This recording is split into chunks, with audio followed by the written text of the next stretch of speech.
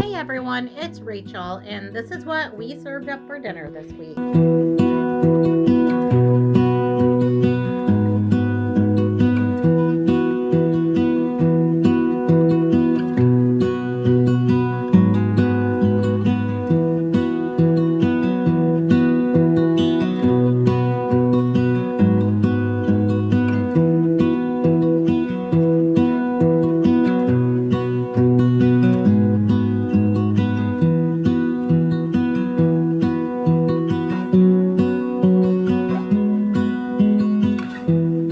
You can probably tell by the lighting, it is getting dark already. I've already come in here and kind of pulled this dough and did a stretch and a knead, something like this.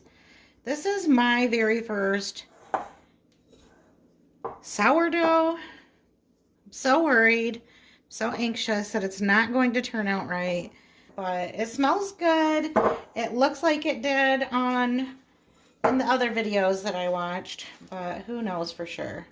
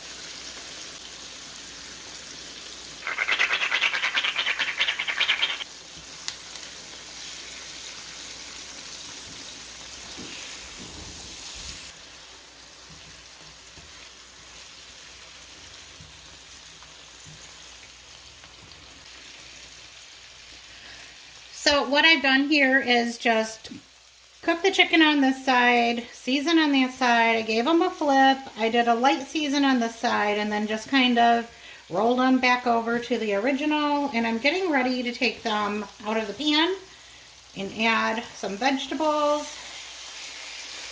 These are super thin, so they take very little time to heat up and cook all the way through. I'm going to add some bell peppers, some onion, and some jalapenos. Use my hand for those. Right into the chicken juices. And I'm also going to add a lemon.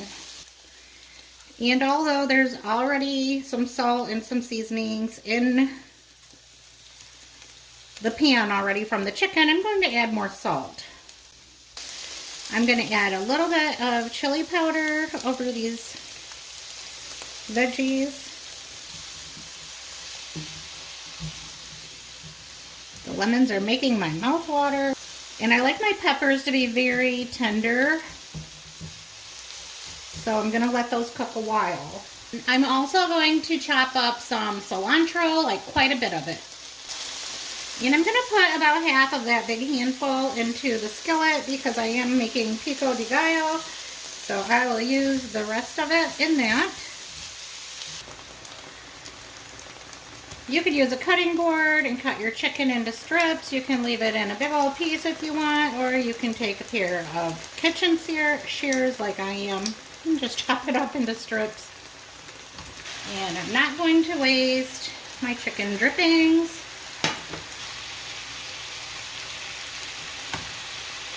Make sure you have your chicken all down in those juices. You don't want it to dry out. The taco meat has been in the crock pot all day. I'm gonna make some pico de gallo, or what I call pico de gallo. Likes raw onion on his tacos, so I'll put some of those aside for him. And then I reserved some here. Gonna flip that back over. Now I'm gonna do some tomatoes. These are Roma tomatoes. That was 2 tomatoes, by the way. Now I'm going to do a jalapeno with the seeds.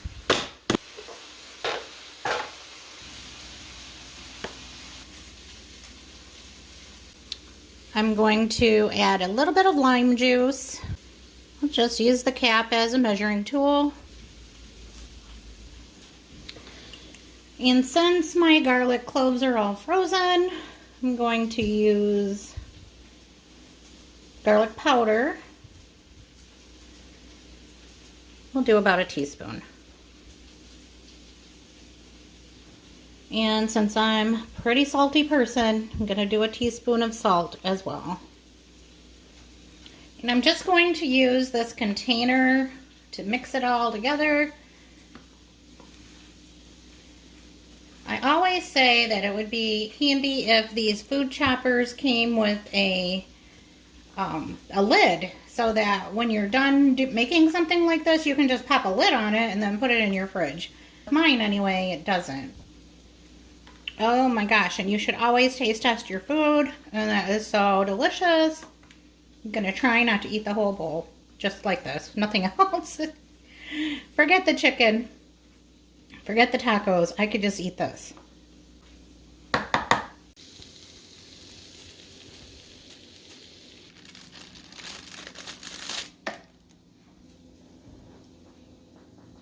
There we go, guys. Dinner is ready and it looks so good. I'm telling you, there's so many flavors going on this plate that my mouth will not quit watering. So time to dig in. This is what's for dinner on Sunday.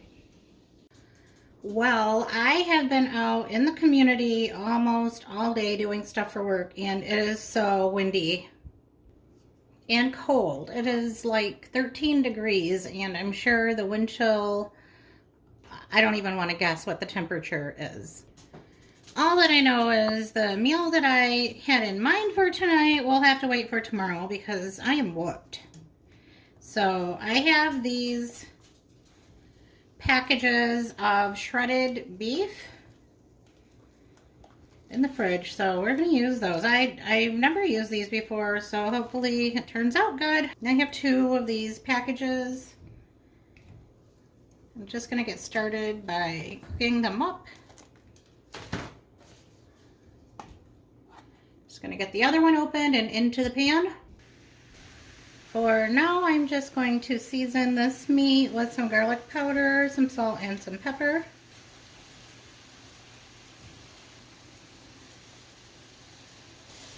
And a drizzle of Worcestershire sauce. All right, let's turn this off. I'm just going to remove this beef into a bowl. And the heat is turned off, but this pan is still very hot. I'm throwing in the last of my butter, which is not very much. And actually, I've been planning to make some butter. Maybe I'll get myself around to doing that.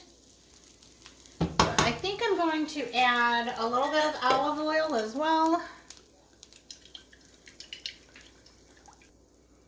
And when you put your garlic cloves into the freezer, they get really mushy. So I'm just going to throw them in for now into my warm skillet, and I'll probably just use my meat masher and mash them down.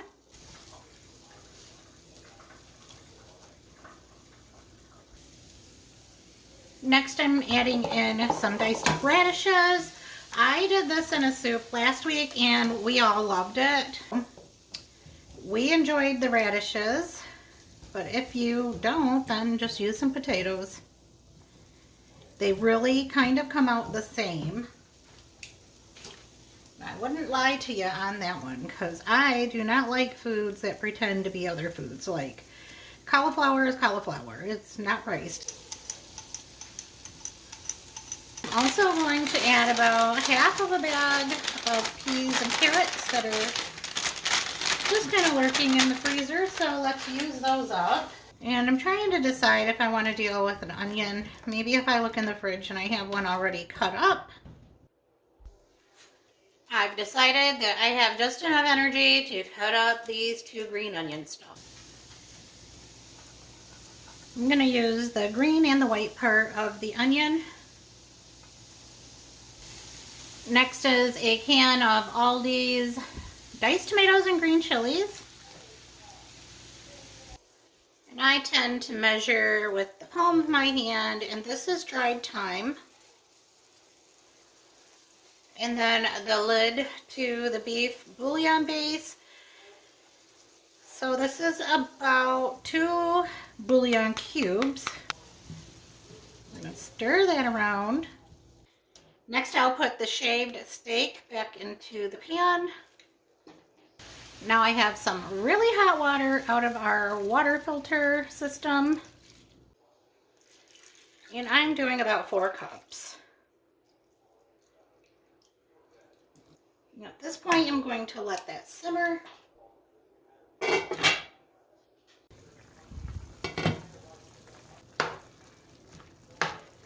Well, this smells absolutely divine.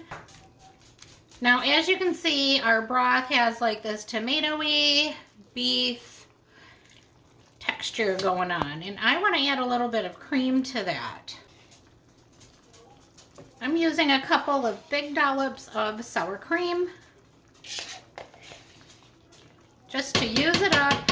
And then I also think that the tanginess of the sour cream is going to go really well with the flavors that we already have going on. And I just love it when I use up something like the end of the sour cream or the end of a jar of salsa. It just makes me feel good. It had a purpose. Look at that.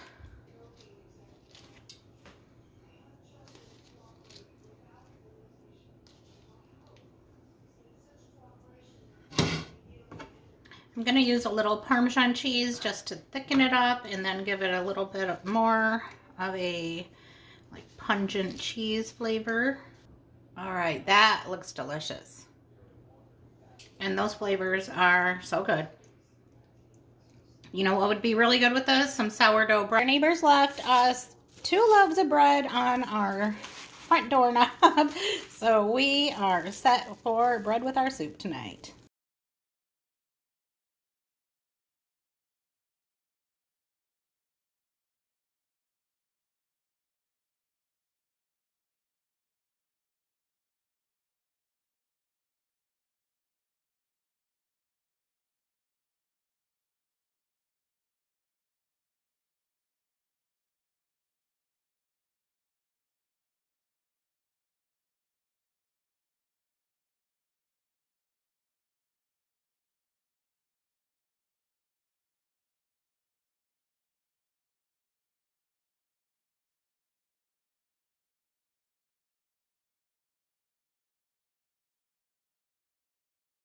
Hello everyone, I am home from work. It is a Wednesday, and what you saw earlier in this clip was me making these meatballs and putting them in the fridge before I went to work so that when I came home they would be ready and I could just cook them. And I'm so glad that I did, because I'm telling you, I would abort this meal if I had to come home and do all of the prep. Although it didn't take very long. It's just after a long day at work, you don't always want to come home and cook homemade meatballs. I'm just going to brown these meatballs in some olive oil, put them back in the baking dish, finish them off in the oven, covered with some sauce, and I'm just using some jarred sauce today. We'll see. I may decide that I want to eat pasta today after all, and if I do, that's fine. Whenever I make meatballs, I just like to start them off in a frying pan and get a little bit of a crust on them so that when they're in the oven, they don't fall apart. They don't have to be all the way cooked, because that's going to happen in the oven.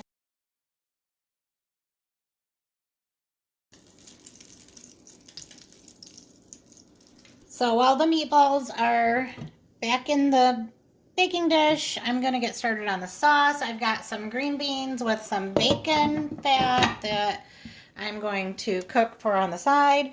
I've got my pan with the drippings and the olive oil, my garlic, which is still partially frozen, And I'm going to make the sauce and possibly the noodles as well in the same pan. We will see how that works out.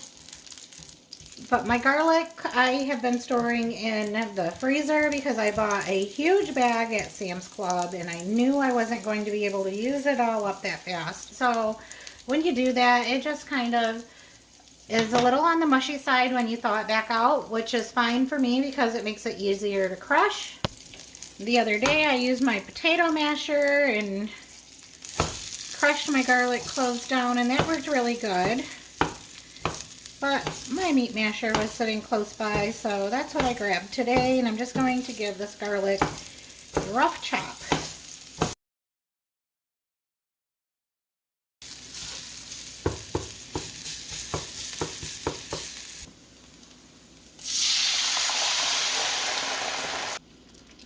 I'm going to crush up a little bit of dried rosemary and add that into my sauce. Another smidge of thyme. This is some onion powder. And a little bit of oregano. Now I'm just going to spoon this sauce right over the meatballs. Or if you have any kind of coordination, just go ahead and pour it right on there.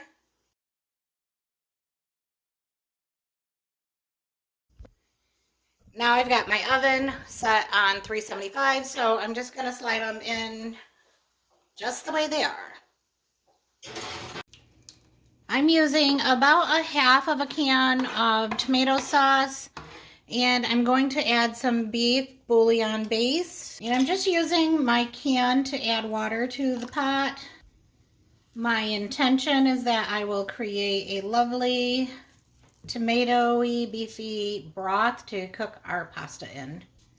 I just added some red pepper flakes. This is just something that my family likes. We're just going to cook the noodles in this and probably in the end drizzle on some olive oil and some Parmesan cheese. Now that the water is boiling, I am going to add the pasta, and I'm hoping that they will just fit right across. And they did. Just come back every few minutes and give the pasta a little bit of a stir. Move them around so they're not sticking together and getting all gummy. So now I'm going to drain the liquid off of the pasta. These are some really tasty spaghetti noodles. I don't know if you can see them, but all of the little red pepper flakes just give so much flavor. I am now just going to take my olive oil and drizzle that right on top. But yeah, there's nothing bland about these noodles. The tomato and the beef and the crushed red pepper just made it so good. So I'm going to just sprinkle on some dried parsley. Such a mild flavor, but it does add a little something. Let's check out these meatballs. Of course, the longer you let them cook, I think, the better they are. Guys, this is so good. I tasted that pasta. It's delicious. I'm not just saying that because I'm carb deprived. It is so good. And I did decide to have a little bit tonight because I just can't resist it. I'm going to put a little bit of Parmesan cheese on it. And even though I rushed these meatballs a little bit, I think I only cooked them for about 30-35 minutes in the oven. And they would definitely be better if they had more time to cook in the liquid. But I tasted one that I broke open to check for doneness, and it's so good. I'm really excited about dinner tonight. Hey everyone, it is Saturday and I have 4 grandkids spending the night tonight. It's my daughter's birthday and there's some other things going on, and so grandkids needed somewhere to be tonight, so they are at Grandma's house. And I'm doing a very kid-friendly meal tonight. I kind of let this week get away from me and didn't film. You can hear the screaming in the background. Anyway, while you're out of the room, you can't control the volume, right? But anyway, I didn't really get all of what we had for dinner last night. Bill and I went out for a date night. We went to a steakhouse. So I think I have a clip of part of the meal, but not all. And then all day today, I've kind of been making bread with my granddaughter Joey. And that's been fun, just hanging out with her before the other three arrived. She and I have just been doing a little chicken tending and watering our seedlings. It's freezing cold still, so over winter. But we will get to spring eventually. But anyway, we're doing chicken nuggets and tater tots. Super, super easy, and for me, because I definitely have my hands full tonight. So if I don't get around to posting a plate, that's why.